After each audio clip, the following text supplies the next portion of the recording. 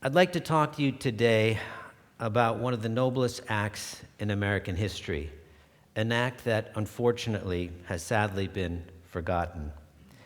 At its heart, it's a story of charity and compassion, two things we can never get enough of, and two things I would say we're desperately in short supply of in recent days.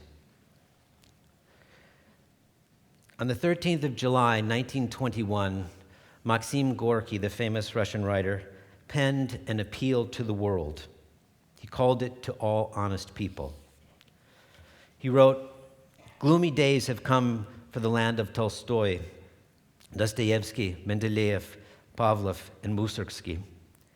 Russia's misfortunes offer humanitarians a splendid opportunity to demonstrate the vitality of humanitarianism.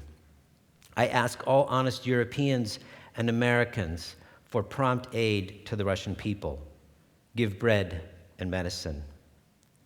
In 1921, one of the worst famines in world history descended on Russia. 30 million people across a vast expanse of territory were facing starvation and death, approximately a quarter of the entire population. There are various causes for the famine. Two horrible droughts in 1920 and 1921 decimated the harvests. But more important than drought was 7 years of uninterrupted war and revolution. Beginning with World War I in 1914, the Russian peasants who worked the land had forced to go off to the front and fight. In 1917, two revolutions brought anarchy to the Russian countryside. When the Bolsheviks seized power in late 1917, they created a civil war that would last until 1920. The Reds and the Whites devastated the Russian landscape and spread terror behind them. Now, Lenin had long understood the link between power and food. In 1891, the last time Russia had experienced major famine, many in educated society at the time, led by the example of Leo Tolstoy, offered help to the starving peasants. But Lenin was not in the mood for charity. Lenin believed that only revolution would save the peasants.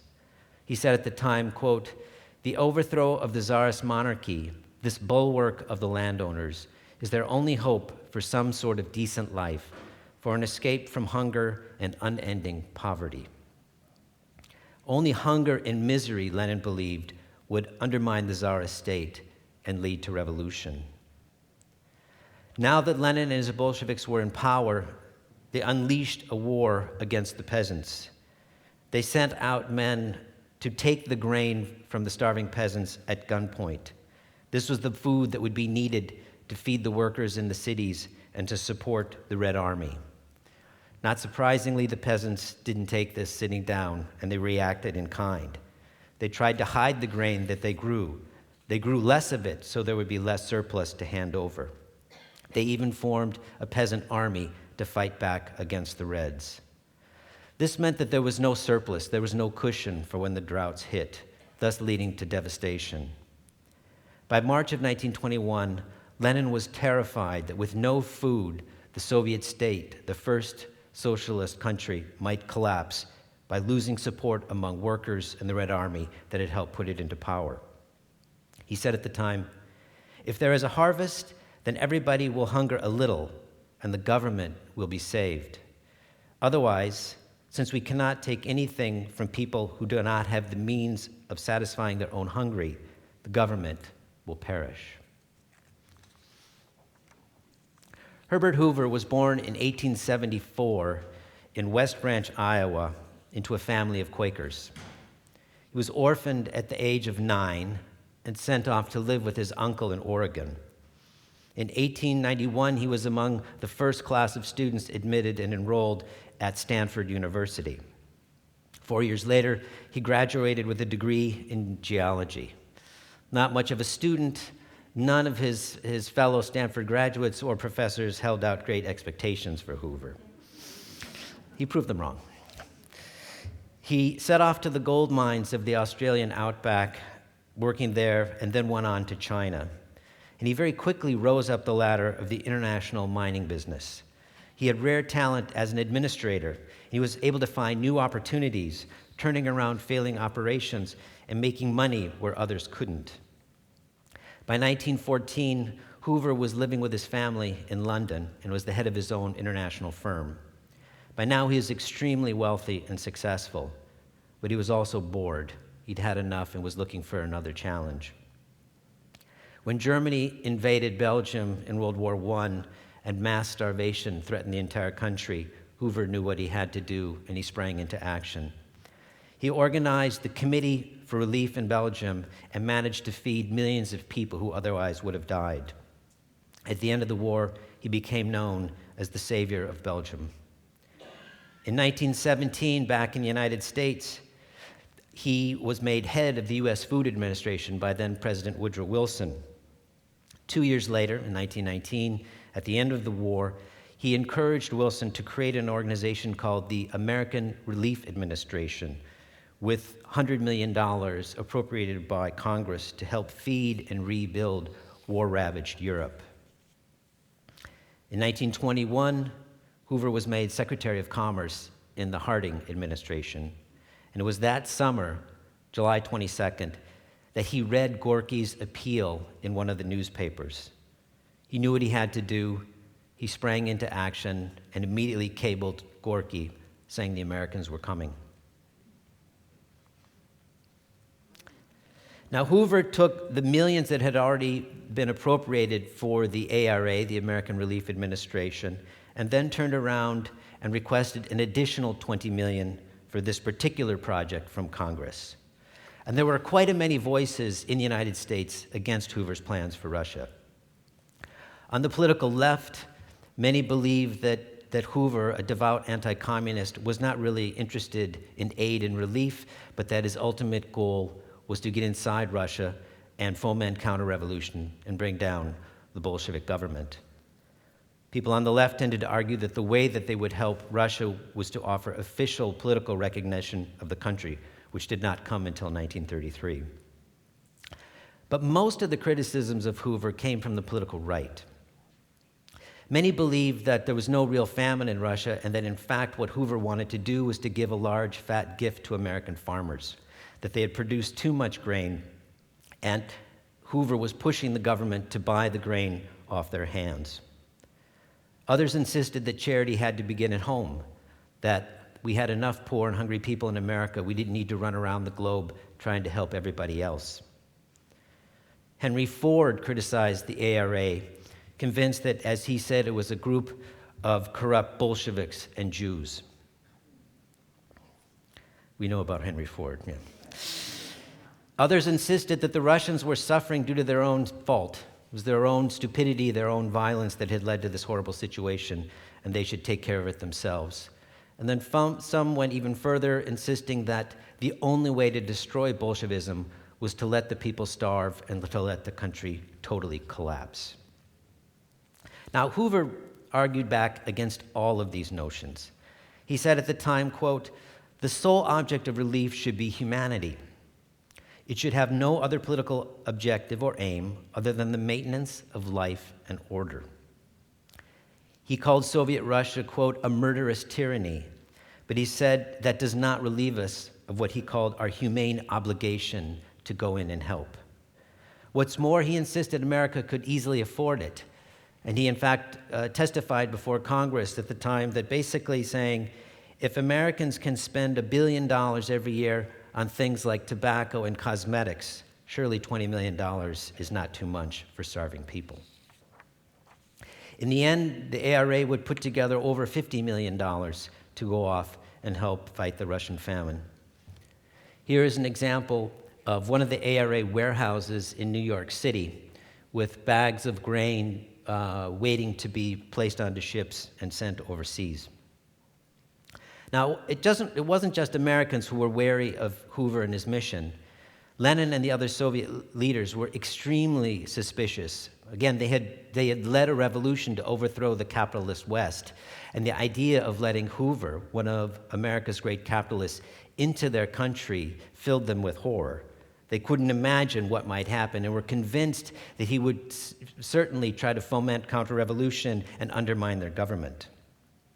Lenin issued strict orders that were they to be allowed in, the Americans would have to be placed under surveillance and watched like a hawk.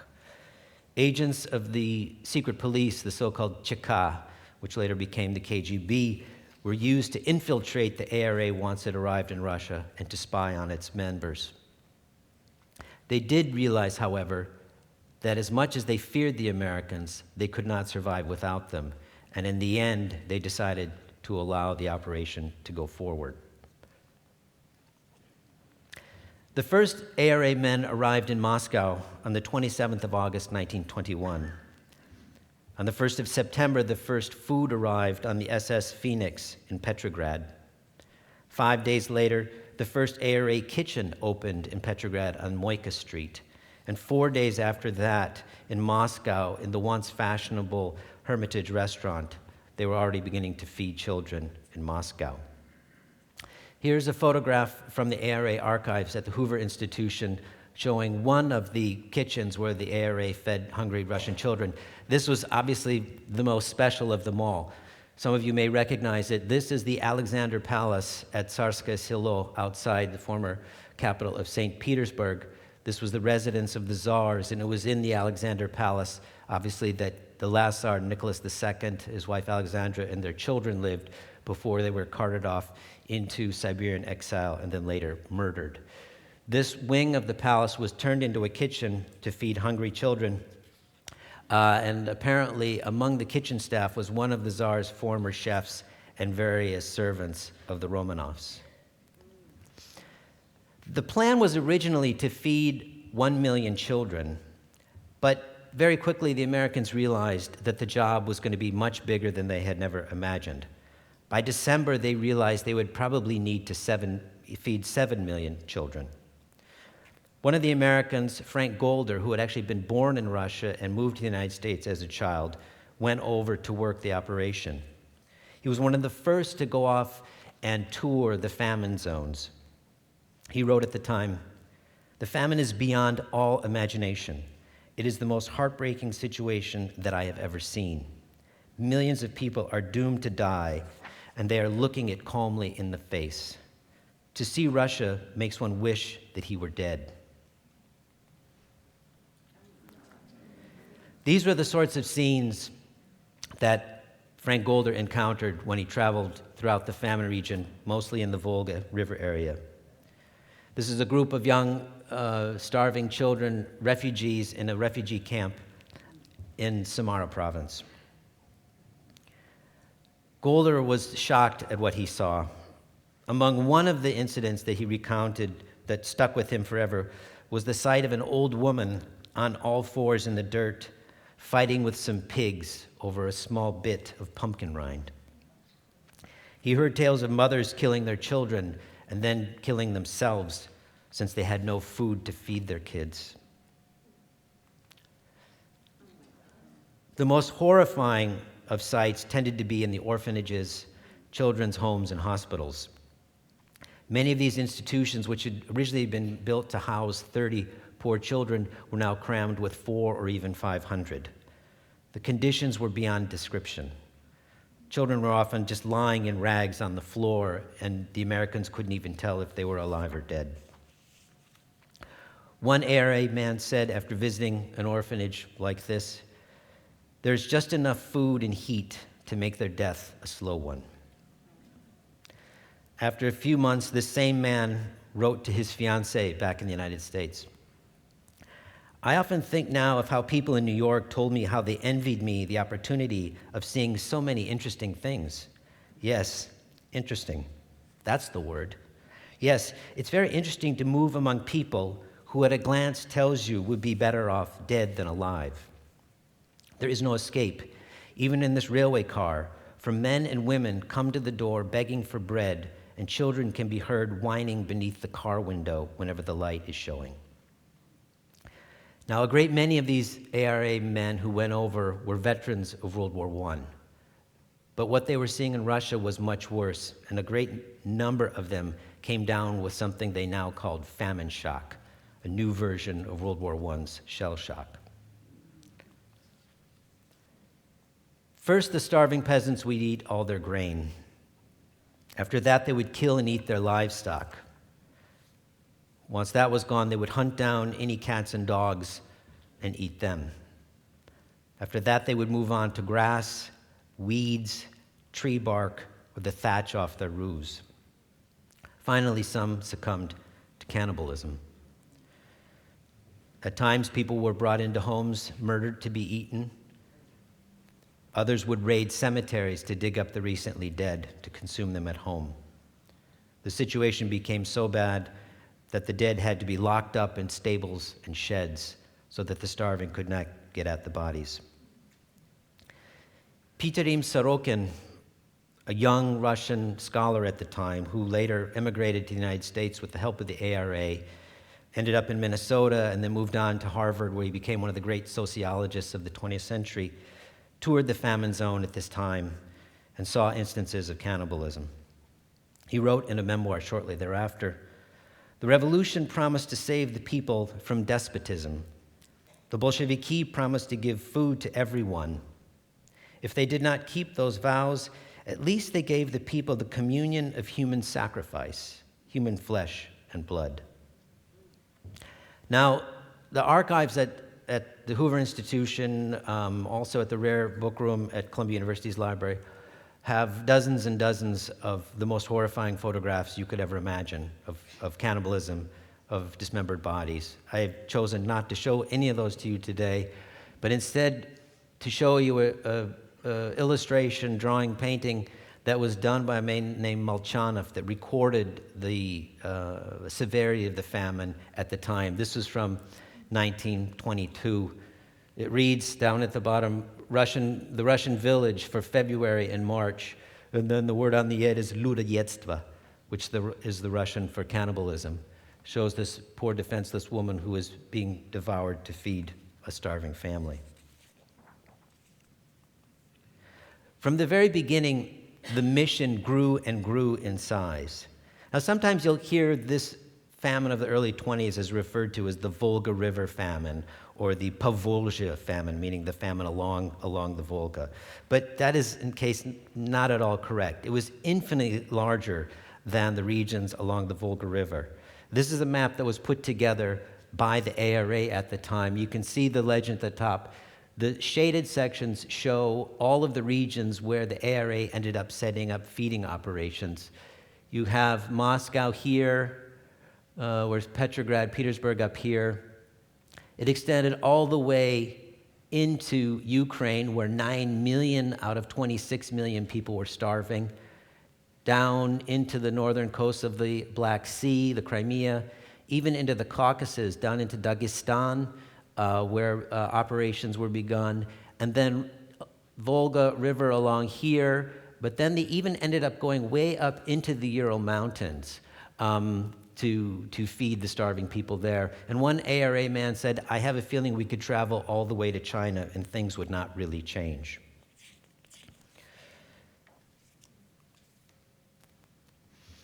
There was never more than 200 Americans working the famine in Russia at any given time. Now, obviously, they could not oversee all of the delivery of aid and food to such a vast territory, so they hired Russians and built an army of 125,000 Russian employees who were the ones who were doing most of the work when it came to getting the food and aid out to the starving. This was an enormously challenging job, as you can imagine. One of the biggest problems had to do with transportation over such a vast territory. The railroads by now had largely been destroyed after so many years of revolutions and war and fighting. When the railroads were running, the trains were often attacked by bandits and thieves. And the railroads did not go out into the deep provinces, but only to the larger towns and cities. And so, since Russia, as we know, was not a place of a lot of paved roads, the roads were hard to move by.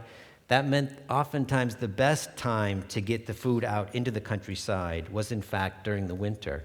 And here is one of these sleigh caravans being pulled by camels, of all things.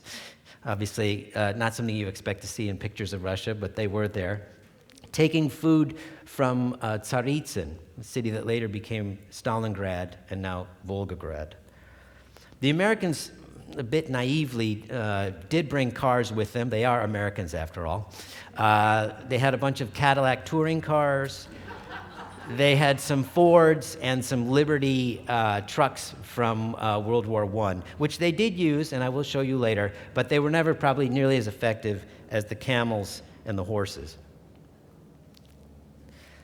Now, life in most Russian cities at the time, especially once you got out of Moscow and Petrograd, was rather grim, to put it mildly. Living conditions were hard, rustic. Many of these towns were, in fact, very dangerous. All of the ARA men quickly acquired pistols, and none of them would go out without being armed. After dark, when they would leave the office and go back to the personnel house, they typically would walk down the middle of the street with their gun ready. That way they had to jump on anybody who might try to come after them. This is an example of one of the main streets in the city of Kazan from this period that gives you an idea of just what life was like at the time. There were numerous attempted burglaries carried out against the American personnel houses. There was one night in the town of Orenburg where a gang tried to break into the house, and the American men all jumped out of their beds, grabbed their pistols, and had to chase them off, firing out into the night. There was one night where at another American personnel house, they woke up and smelled smoke, only to find out that somebody outside was trying to burn them down, dead. And on top of this, every step they took was being monitored by the secret police, by the Cheka. The Cheka also inserted Russian agents into the ARA organization to spy both on the Americans and on the Russians who were working for them. But the biggest threat was disease, specifically typhus. Fleas infested everything: clothing, furniture, you name it. You could not, fleas crawling up and down the walls in the peasant houses. There was no escaping this. And a bite from an infected flea could lead to typhus and lead to death. Those who were most exposed to it were the Russian couriers, whose job it was to transport things around the country from Moscow to the Americans working out in the provinces, and they were forced to ride the overcrowded railways. At one point, half of all couriers were in the hospital with typhus. The Americans, when they would visit children's homes and would see these poor, sad little starving faces, would want to hold them, to touch them, to pick them up, but no one dared because they knew that their bodies and their clothing were infected with lice. Mission creep very quickly became a reality for the ARA. They soon knew that food alone would not be enough to stop this tragedy.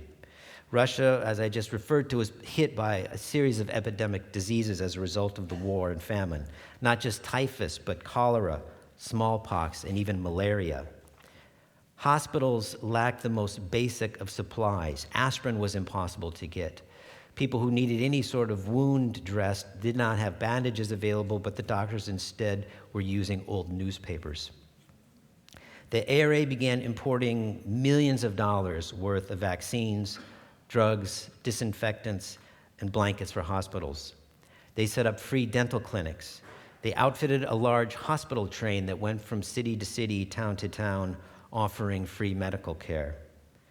They installed water purification systems in a number of cities to reduce the cholera outbreaks. Here is just an example of one of these ARA-funded medical stations, this one in Petrograd, where children are getting inoculated against cholera and typhoid. As you've seen from earlier pictures, most of the children were living in rags, and so the ARA imported over 500,000 pounds worth of clothing and shoes for young people. This is a threesome in Odessa in the south, and they're wearing their new American shoes, nice and sturdy. Of course, they're probably so sturdy you can't walk in them. But it's better than what they're holding, and their clothes are no longer rags, but in fact, these are pants and shirts and dresses made out of the grain sacks that had been sent over with the American food, now repurposed for clothing. They also set up special funds to assist Russia's teachers, scholars, and artists. There was a special feeding program that was arranged. Now, Russia's academics and intellectuals had been cut off from the advances in their specialized field happening in other parts of the world for several years through the revolution, and they were desperate to try to catch up. And so the United States, through the ARA, even brought over almost 30,000 pounds of scientific literature, of books and magazines and journals. They even gave free subscriptions to medical journals to universities throughout Russia. One of the most famous to receive this help, maybe some of you know who it is already, Ivan Pavlov, exactly. 1904 Nobel Prize winner in physiology, here in his laboratory in Petrograd with one of his dogs, a photograph taken by the ARA. And they did other projects, side projects, to try to make life better in Russia. There was a great many number of refugees, and so the ARA organized these groups into what they called corn gangs, meaning in payment of corn, they would be forced to go out and do work. They would repair bridges, roads, and buildings. They went out installing drinking fountains. They dug wells. They restored schools. And for this, then, they were paid in American corn. Now, the work was obviously overwhelming, exhausting, but the American men did have time for some fun on occasion. They were young. They were looking to have a good time whenever they could, to take a load off. Those who lived in the bigger cities were able to go to the theater, to the ballet and opera, people in Moscow and Petrograd. In the summertime, they would have picnics at the old estates of the former nobility. They would go on boat rides. And they even brought with them baseball equipment. And here is an example of, they did not have cell phones, though. Here is an example. Here's an example of a baseball game being played in the provincial city of Simbirsk. You see the pitcher and the catcher. Does somebody know whose phone that is? The pitcher and the catcher and the batter. I'm not sure who the guy on the bench is, if he's waiting for his turn to play. And then over here, over there you've got some Russian guy who's watching this going, what in the heck is that? There was also a good deal of partying that would happen, especially at night. These young American men, they would bring over Victrolas, the latest records to play on them.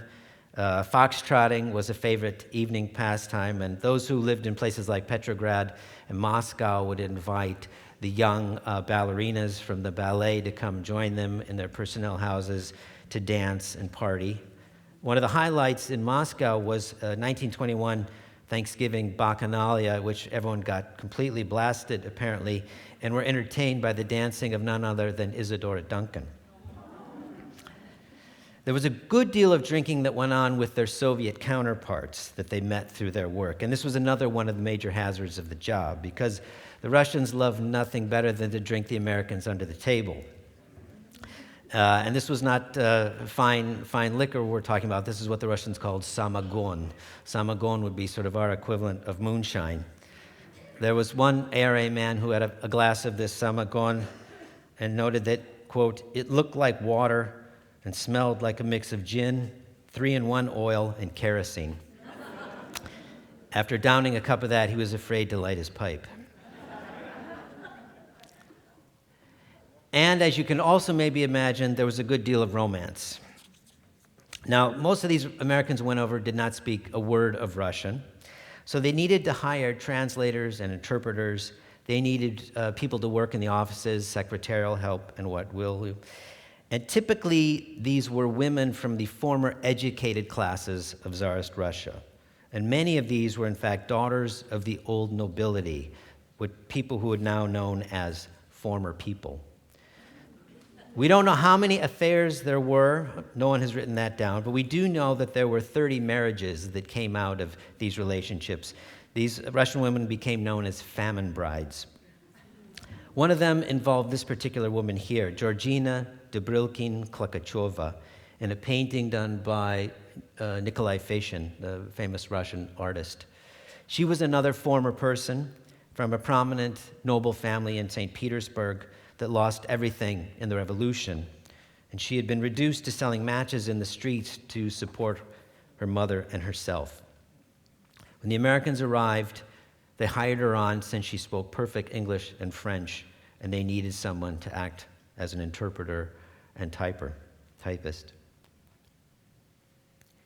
It was when she was working at the ARA office in Petrograd that a man by the name of J. Reeves Childs walked in.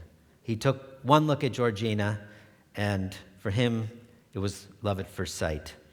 I don't believe it was for Georgina, but that's in the book. Here's Childs right here in one of the ARA kitchens. Childs was from Lynchburg, Virginia. He studied at Harvard and then went off to fight in World War I in France. Like many of these young men in the ARA, he originally signed up at the prospect of an adventure overseas. At the same time, he had big dreams of becoming a writer and thought working in Russia would give him plenty of good material. But he was also motivated by a desire to serve, that he felt everyone had an obligation to help humanity. He also had a sympathy for the revolution itself and considered himself a socialist, having voted for Eugene V. Debs in the election of 1920. Now, he's what I like to think of as the idealist of my story. When I was trying to figure out how I was going to tell the history of the ARA and its mission in Russia, I wanted to do it in a way that would be engaging and would allow you to come into sort of direct contact with the men. And it was men. Women were not hired. I did not leave them out intentionally. That was the head of the ARA who did that. Didn't think they would be safe over there. But I ended up focusing on the lives of 4 of these Americans who went over to Russia. Childs, my idealist. Frank Golder, who I referred to earlier, born in Russia, moved to the States as a young boy, also studied at Harvard, and then went on to become a professor of history at Stanford. He's my realist. I have a cynic in the character of William Kelly, another Harvard man. For some reason, they all went to Harvard. I don't know why.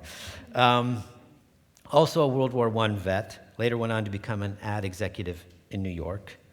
And finally, my 4th character is a man by the name of Harold Fleming, who had studied economics and was the biggest romantic I encountered in all the research I did. So I have these 4 individuals, all of whom give us a kind of different take on what this experience was like. But back to Childs. Here's Childs in the middle, outside student dining hall number 2 in the Kazan area with one of the ARA's trucks. Childs arrived in Russia in September of 1921, and he was sent to Kazan, the city of Kazan in the Tatar Republic, and he immediately set to work. Now, this was an enormous territory, this particular one, with 4.5 million people spread out over 96,000 square miles. And like most of the Americans who went over, Childs worked like a dog day and night to try to get the job done. Now, it's amazing the degree to which the two sides cooperated, those who worked directly for the ARA and the Americans themselves. And it really is a story of 2 different peoples coming together to work for a larger common goal. But there were moments of, how should we put this, misunderstanding. The Russians, like everyone else, were supposed to show up at the ARA offices every morning at 9. But there's a wonderful quote I found of one Russian who was dismayed at the thought of starting work at such an ungodly hour and told his ARA boss, yes, this is the capitalist method for exploiting us. He did not last long in his job. Childs was one of those people who literally almost gave his life for the operation. He contracted typhus and was close to death and had to be sent out to Berlin for treatment. But even though he had had this horrifying experience, nothing could take the place of being in Russia. He wrote to his mother back in Virginia when he was recuperating, "I'm so anxious to get back to Kazan. The Russian experience is the richest I have ever had. I wouldn't take anything for it." Obviously, part of this can be explained by Georgina, who he had moved to Kazan to work alongside him. And before they left, they made one more trip to Petrograd and were married in the brilliant St. Isaac's Cathedral that maybe some of you have been to. In 2 years, the ARA carried out what was at the time the greatest humanitarian relief effort in history. At the peak of the operation, they were feeding almost 11 million people a day in 28,000 cities, towns, and villages. They shipped in 1 million tons of food, seed, clothing, and medicine. They distributed medical supplies to 15,000 hospitals. They inoculated 10 million people against infectious diseases, and no doubt saved well over 10 million lives. Yet despite their best efforts, millions and millions died. We have no idea how many it is, and historians argue the numbers back and forth, but I believe it comes down somewhere around 6 million dead, which places it among the worst famines in world history. But it wasn't just food, it wasn't just supplies, it wasn't just medical literature. The ARA gave people hope. This is one of the many, many thank you cards that you can read in the archives at Stanford University that were written to the Americans by Russians before the US ended the operation. And this one I wanted to show because it's just so incredibly beautiful, showing New York there on the top. You can see the Statue of Liberty here, New York Harbor, the American ships bringing grain, and then you see the ARA on the life rings going down into the bloody Red Sea, down to save lives. This letter was put together by a group of women in the city of Sevastopol, March 14th, 1923, and the text at the top reads, "We, the women and mothers of Sevastopol's southern district, overflowing with fervent gratitude, extend to you our sincere thanks for the help and concern you have extended to our children at this trying time. Tears of emotion pour from our eyes at the sight of how our children's faces that were pale and exhausted are once again fresh and healthy thanks to the fraternal help of the Americans. Our children are happy. We mothers are joyous and now have hope for the future. May the hearts who made this possible be forever blessed, and may the hand that gives always be full." On the 20th of July, 1923, the ARA closed its offices in Moscow. The Americans returned home. Here is one of the Moscow kitchens, 4 girls enjoying an American lunch. Gorky wrote a letter of thanks to Herbert Hoover. "In all the history of human suffering, I know of nothing more trying to the souls of men than the events through which the Russian people are passing. And in the history of humanitarianism, I know of no accomplishment which in terms of magnitude and generosity can be compared to the relief that you have accomplished. The generosity of the American people resuscitates the dream of fraternity among people at a time when humanity greatly needs charity and compassion. Your help will be inscribed in history as a unique and gigantic accomplishment worthy of the greatest glory and will long remain in the memory of millions of Russian children whom you have saved from death." Gorky had been right. Over 50 years later, J. Reeves Childs went back to the Soviet Union. He was an old man now in his mid-80s. He had spent his life committed to service as a member of the U.S. State Department, serving in posts around the world, including as ambassador to Saudi Arabia and Ethiopia. In 1964, his beloved Georgina died, and Childs went back alone to the Soviet Union. Upon arrival, he told an airport official there that he had been among the Americans in the 1920s who had bought relief with the American Relief Administration. With that, the man's eyes widened, his face lit up, and he whispered with reverence, "ARA." Many Russians at the time still remembered and were grateful for America's charity and compassion. Thank you.